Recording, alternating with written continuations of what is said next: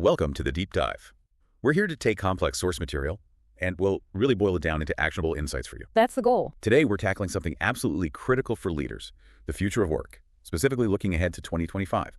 We've got an HR toolkit here, and it outlines 9 pretty pivotal trends, plus strategies for CHROs, Chief Human Resources Officers, aimed at boosting HR's influence and driving growth. Exactly. It's about getting strategic. Yeah, staying ahead of the curve, prepping the workforce for big targets, dealing with some serious retirement risks, and really getting under the hood of generative AI's true impact. Okay, let's unpack this. Indeed. And this material gives a really sharp perspective, I think, on the opportunities, but also the challenges. What I find fascinating is how it positions the CHRO, not just, managing personnel, but really strategically steering the ship through these major shifts. We'll be looking at achieving, let's say, superior talent outcomes by understanding what's really changing.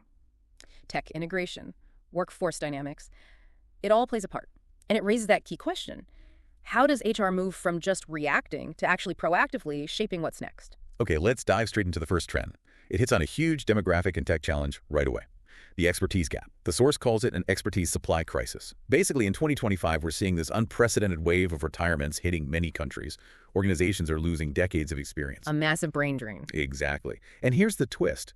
AI is kind of making it worse in a specific way. It acts like an expert's intern, right? Making experienced folks so efficient. That they don't need to bring novices into the loop as much. Precisely. And that cuts off that vital on-the-job coaching. So we're not developing the next generation of experts as effectively. And connecting that to the bigger picture, organizations just aren't developing expertise at the rate needed to replace those retiring. The stats are, well, quite stark. 6 out of 10 employees say they don't get the coaching they need for their core job skills. That's a huge risk. A huge risk to resilience, yeah. Even with all the tech advances, that core human expertise is still vital. So the opportunity for CHROs, it's about being proactive. Assess which teams have high retirement risk. Identify where tech might be, maybe inadvertently cutting off those learning chances. The toolkit strongly suggests piloting apprenticeship programs. Not just training, but really focused knowledge transfer. Capturing that tacit wisdom, the stuff AI can't learn before it walks out the door. That expertise gap really does sound like a ticking clock. And often these problems are made worse by the way companies are structured, right? It's a perfect segue. Which brings us to trend 2. Organizations redesigning themselves to actually prepare for tech innovation. Executives are worried, broadly worried, that current structures are holding back tech's potential. So what are they doing? Trying to flatten hierarchies, centralize some functions, really push skills-based talent management. Fusion teams, too. Right, those cross-functional groups tackling specific projects, all aimed at driving innovation. And what's really interesting here is the toolkit explicitly says GenAI hasn't delivered its promised productivity boost, mainly because of these entrenched structural barriers. It's not the AI's fault necessarily. Not entirely. It points to unclear decision-making, too many approval layers, those complex hierarchies you mentioned, inflexible job roles. They're all obstructing AI's impact. Okay. So the opportunity, it starts with strategic workforce planning. Pinpoint risks to your critical capabilities. Then implement agile learning to speed up skills development. And crucially, shift how leaders think about staffing. Move from rigid roles to more dynamic project-based assignments. So really rethinking the talent strategy from the ground up. Exactly, to unlock that tech leverage. Okay, so we're redesigning organizations, rethinking talent. But it's not just structure, it's also how people interact within those structures. Yeah. Which leads to trend 3 and this fascinating idea of nudge tech. These are basically AI-powered tools trying to bridge communication gaps. The problem, we have such diverse workforces now. Different cultures, communication styles, generational expectations, disability accommodations. At least a friction. Yeah, incompatible norms. And it results in a more employee conflict escalating to HR, often just from misunderstandings, even when people agree on the basics. It really makes you ask, how do you build cohesion when, according to Gartner, only about 28% of employees feel comfortable enough to be vulnerable with colleagues? That's low. Very low. And the source talks about a loneliness epidemic impacting collaboration, performance, So seeing low team cohesion across different generations. what's the opportunity for HR here? It's multifaceted. First, check your current HR tech stack for these nudge tech features. Second, maybe set up working groups to monitor AI tools, make sure they're promoting inclusion, not hindering it. And third, training leaders. Not just on current communication norms, but emphasizing that these things evolve. They aren't static. It's about restoring that effective human connection. Okay, this next one, trend 4. This might raise some eyebrows. It challenges fundamentally traditional performance management. Employees are increasingly seeing AI as a way to get more fairness in the workplace, sometimes even preferring AI over human managers for things like feedback, bots over bosses. That's pretty radical. It is a radical shift, isn't it? What do you think is driving that level of distrust in human feedback? And how can HR even start to address it? Well, the stats the toolkit provides are really striking. They show a significant shift in perception. Get this. 57% of employees believe humans are more biased than AI when making compensation decisions. Wow, more than half. And only 14% think algorithms couldn't give fairer feedback than their manager right now. And maybe the most telling, nearly 1 in 4 employees, 23%, feel more comfortable admitting a mistake to a machine than to a person. That says a lot about psychological safety, or lack thereof. It does. So the opportunity for organizations. It's about evaluating algorithmic performance management tools, maybe within your existing HCM suite, your Workdays, your SAPs before jumping to new vendors. Also think about combining performance bots with microlearnings for skill development, and critically set up clear channels for feedback on both the bot's performance and the managers. So leverage the tech, but keep humans accountable too. Precisely. It's about using tech strategically to ensure fairness and objectivity in performance management. Those stats are powerful, but I wonder, isn't there a risk here, relying too much on AI for feedback?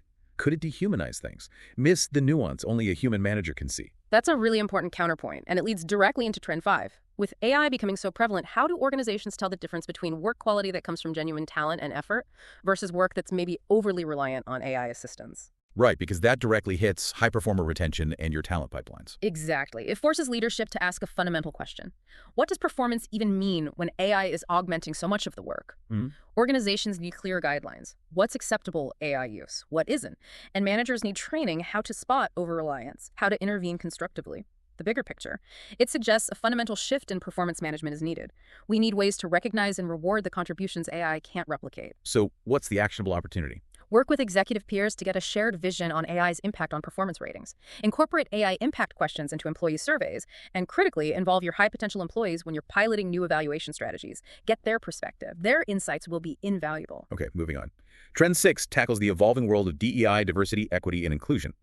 Despite, the political headwinds and legal scrutiny we saw in 2024, the source suggests organizations aren't backing down on DEI ambition. No, they're pivoting. Right. They're shifting investments towards fostering inclusion and belonging for all employees, not just focusing narrowly on specific groups. The key insight here is how organizations are responding strategically to concerns, maybe from some executives, that DEI initiatives can be polarizing. Around 40% express that concern. Okay.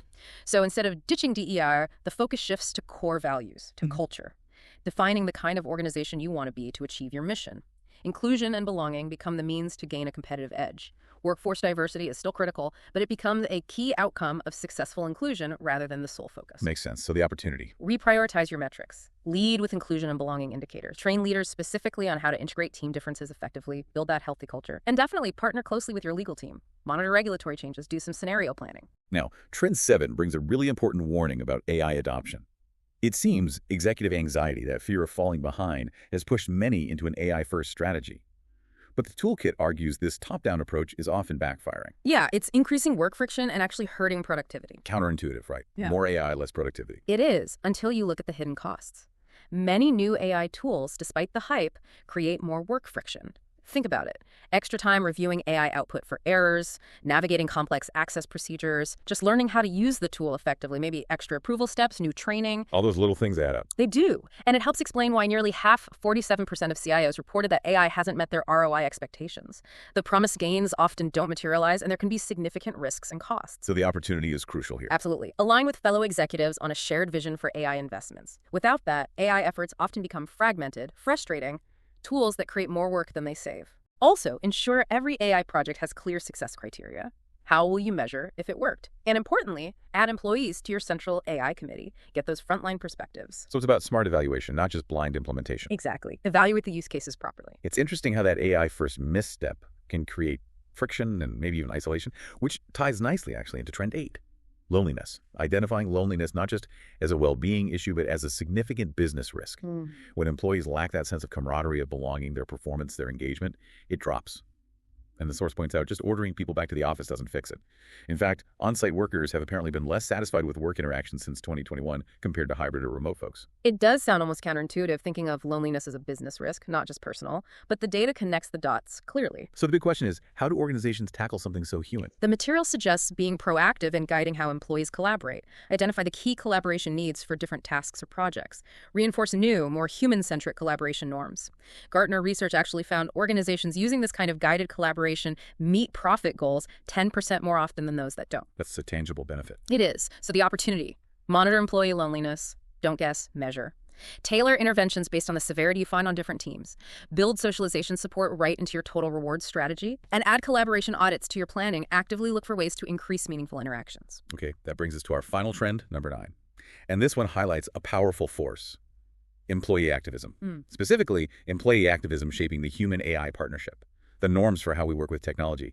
They're being increasingly set not just by regulations or vendors. By organized labor and employee actions. Yeah, employees are taking the wheel. And the really surprising finding here from a 2024 Gartner AI survey was how few CIOs were focused on the potential negative impacts of AI on employees.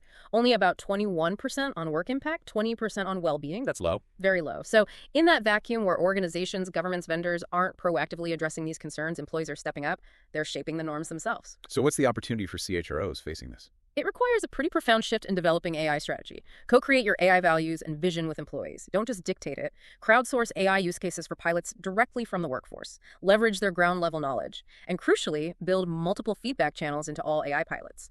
Listen, evaluate, adapt based on employee input.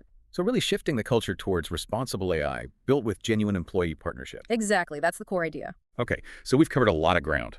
9 really critical trends for 2025. We've talked to the expertise gap, organizational redesign, the complex role of AI and fairness and productivity, even loneliness as a business risk. It's so clear the future of work isn't just a tech story. It's deeply about understanding human dynamics and applying smart strategic HR. Absolutely. And these insights really hammer home that knowledge is powerful, but only when it's understood and, more importantly, applied. For CHROs, for all business leaders, the challenge, but also the huge opportunity, is weaving these threads together, synthesizing these diverse factors into strategies that build workforces that are not just resilient, but truly thriving. It's not just adapting anymore, is it? No, it's about actively shaping that future with purpose. Indeed. And that leaves us with a final thought for you, our listener. Consider this. If employee activism is increasingly setting the standards for responsible AI, really driving the norms, how fundamentally does that change your organization's entire approach to adopting technology? And maybe more importantly, what new doors does that open for truly co-creating the future of work together with your people?